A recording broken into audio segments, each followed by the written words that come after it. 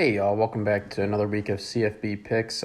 Thanks to all who turned in last week and put their score in the comments and mix it up in the chat. Last week we looked at Minnesota versus Penn State, and the model actually had this pick 22-20 in favor of Minnesota. I was pretty vocal that I thought the model was off in this case because Minnesota hadn't played anyone. Their average opponent ranked 95th out of 100 on 31 teams in FBS, and that led me to have my pick a bit higher in Penn State's favor, but definitely nowhere near what the score ended up being. I had my pick at 30-20. I think it's notable that I assumed Tanner Morgan would be playing, as did the model. Just as a side note, this model does not take into account injuries. That's a decision I make as a modeler, just for the sake of consistency. So moving on to this week, we have a matchup between Penn State and Ohio State that we'll be breaking down here. Both teams coming off of pretty impressive wins last week against pretty decent, though not great competition. So two pieces of homework I have for you is first, leave your score. And if you think it's going to be a blowout or a close game, say why. Let's get it going in the chat, as this is typically a pretty good rivalry of sorts, even though I know some fan bases, both of these in particular, don't like to admit it in a few cases. Also in the comments, your second piece of homework is, would you be interested in a hypothetical model? The two I'm considering doing are Ohio State versus Tennessee, arguably two of the best offenses, or Georgia and Michigan, definitely two of the better defenses in this country, and some matchups that I think could happen in the case of those two, potentially in the playoffs as we near those. So without further ado, we'll start breaking down this matchup with Penn State. So as I mentioned last week, Penn State outperformed a good bit from what the model assumed. Right now, as their stats are, is they're currently playing up 423 and a half points per game. In terms of yardage for their offense, their rush ranks 46th in the country, and their pass ranks 63 out of the total FBS teams in the country. Their yards per rush has been pretty consistent this year at 5.0. The strength of schedule at about 66. The yards against per game is at 385.24. I thought it was pretty notable when you dive into the defensive stats. So these actually only rank 62nd for overall defense, and their pass defense is 78th, which I think is a little bit less surprising given some of their recent struggles, albeit they've played some pretty good, maybe not elite, but pretty good passing offenses. So I think that's something that is very notable facing the Heisman front-runner quarterback in C.J. Stroud this coming week. So going on from there, definitely keeping in mind that Penn State has, pretty average to decent offensive statistics and definitely very average defensive statistics. Look at Ohio State, who's currently averaging 514 yards per game. When you break down those stats, their pass is actually the 15th best in the country, and their rush is 21st in the country. I think we saw some signs of that last week, where I don't think there's ever really a doubt that they were going to lose to Iowa. But I think their offense, at least in the first half, looked a bit sputtery, where you could see some frustration. There was a couple plays from Henderson and one or two from Najigba Smith where you could tell the play didn't quite pan out, which I know happens all the time in college football, but you could see they had, open routes or open grass in front of them and they'd slip, or it just looked like they were stuck in second gear for maybe 2 quarters of that game as they played probably their first really good defense of the year. So I think that's something notable, as although Penn State's stats aren't great, I think they are probably the second best defense Ohio State is going to play this year, or it has played so far at least. You can probably make an argument they're better than Iowa, although Iowa's yardage numbers have been insane this year. Breaking down Ohio State's defense, I thought it was interesting that their pass defense is actually third in the country, which I think it's kind of a product of who they've played so far. And I think, despite the sputteriness of the last game, they were able to kind of lean on that defense to keep them in it down the stretch as they kind of found their momentum. So I think that's notable in this rivalry in particular because I think usually these teams are both looked at as having good defenses year in and year out.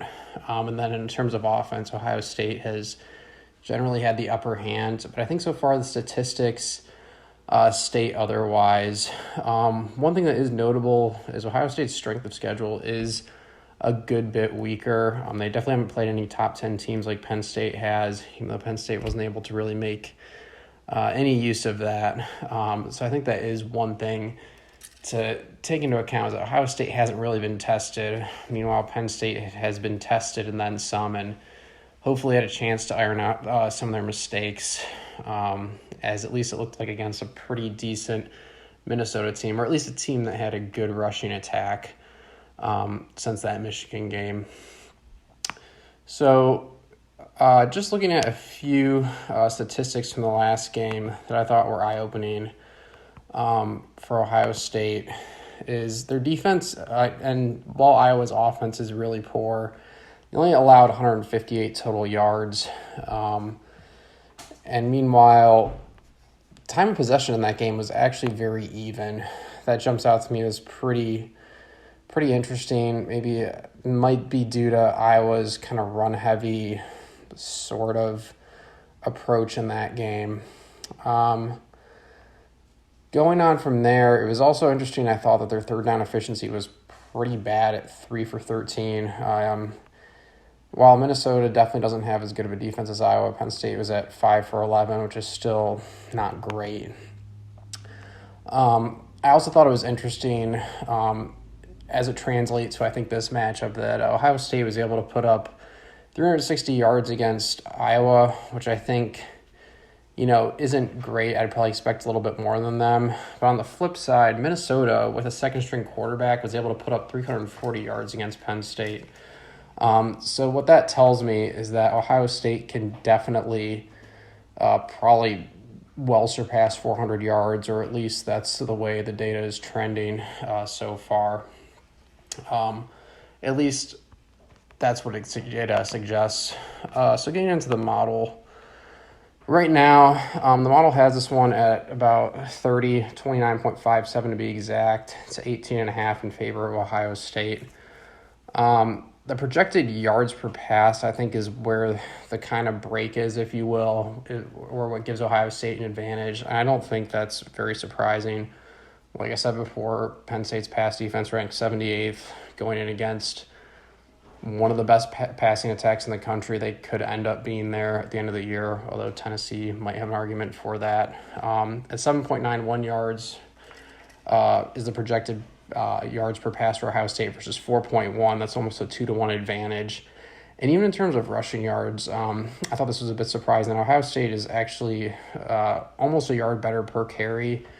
And I know while you see 3.82 isn't a great number, 3.82 to 2.89, I think, is notable because that's saying Ohio State will be able to more often than not move the chains running the ball. While in Penn State's case, they're going to come up a little bit short based off those averages. Right now, earlier this week, looks like the line was hovering right around 14 points. My pick for this is going to be 38 to 27. I think the model is pretty spot on, although I think holding Ohio State's under 30 points is going to be really tough for Penn State. I think, while it's a very informal metric, I think that it's really hard to hold any elite offense in this era under 30 points. I mean, you can make an argument that Alabama's offense definitely was not elite last year, but Georgia holding them to 18 points in the national championship, have it be perhaps the best defense in this decade, although I believe 2016 to 2017, if I'm not mistaken, Clemson might have an argument there. it's really hard to do against an elite offense, and that's why I think Ohio State's going to break the 30 mark. Although I think Penn State, I think their offense is definitely, I don't know if they're better than last year in terms of pass. They definitely are in terms of rush.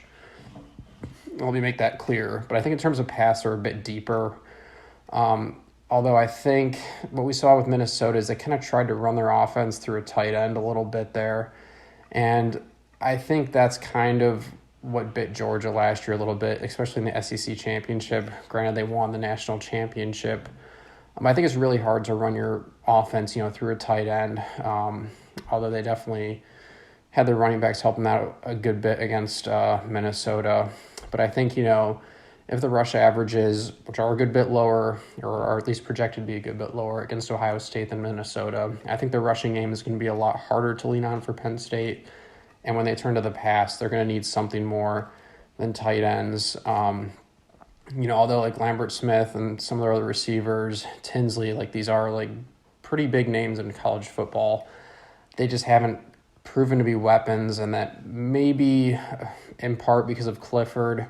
I don't really want to go down that road just yet here, but I think the difference in quarterbacks and the difference in receiver talent is also telling, and I think that is showing up in the projected yards per pass. I really think that this is kind of like I say every week, but I think this game in particular is going to come down to who can throw the ball better, and I think that definitely favors Ohio State in this case.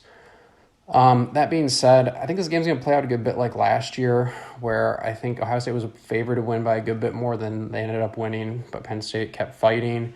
And I think it's because each year Penn State has been one of the best defenses Ohio State has faced. If they bring their A game, I think Penn State can hold Ohio State, within striking range, if you will.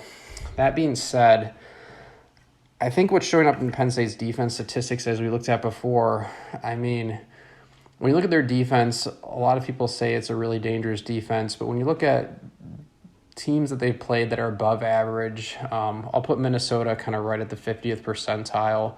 You can certainly make an argument they're a good bit worse. I'm not going to count Auburn in the top half of college football. When you look at Minnesota, Purdue, and Michigan, each of those games, maybe with the exception of Minnesota, Penn State's defense has looked definitely very average during stretches of those games. 31 points against versus Purdue, that's okay, not great.